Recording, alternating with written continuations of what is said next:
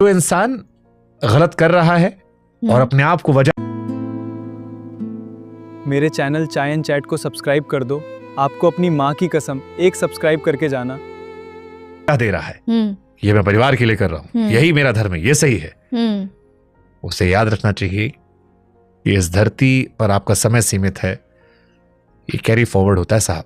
ये लोग कब ऋषि मुनि बनेंगे जिन्होंने हमारे साथ गलत किया? इस जन्म में नहीं तो आप कहीं और झेलेंगे किसी को। आपको नहीं लगता शुभांकर की जैसे मान लो किसी ने किसी के साथ गलत किया और आगे उसकी औलाद भी है, व्हाट इफ अगर उनकी औलाद के साथ कुछ वो हो जाए जो उन्होंने मेरे साथ किया है, वो देख पाएंगे अपने बच्चों इस जन्म में नहीं होगा तो किसी जन्म में होगा, हो जाएगा। हाँ, ईश्वर के पुण्य पाप का हिसाब बड़ा अलग है। नहीं, मेरा मानना इसी जन्म में होता है। वो अलग अलग है। अगर आपने पुनर्जन्म में बहुत काम किए, बहुत अच्छे काम किए। जैसे मुझे इस जन्म में, मैंने एस्ट्रोलॉजर से जब बात करनी शुरू की तो उन्होंने कहा आपको क्या लगता है ये आपके इस जन्म का है?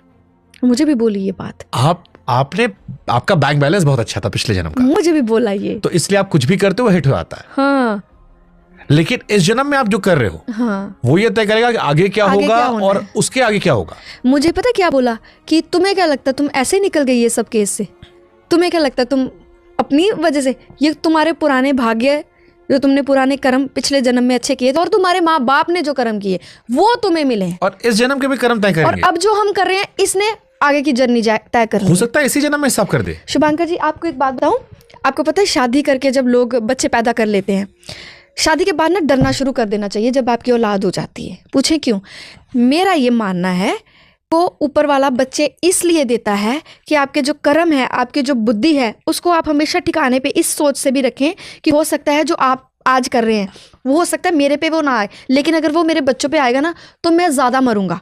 जैसे कि मान लें कि किसी कोई इंसान है, उसका कोई जवान बच्चा दुनिया से चला गया, वो तो चला गया, दुख किसके हिस्से आया पूरी जिंदगी के लिए? उसका, जिसकी औलाद चली गई। ठीक है, कर्म हम क्यों कहते हैं कि कर्मों को सोच समझ के अपने भागीदार बनाया करो, कि जैसे जो आपकी औलाद है, हो सकता है जो आप कर रहे हैं वो आप पे ना आए, आपकी बॉडी पे ना आए, आपके मेंटल पीस पे ना आए, हो सकता है आपके बच्चों पे वो चीज़ आ जाए। जब आपके बच्चों पे आ गई ना, माँ बाप पहले आधा तभी मर जाता है।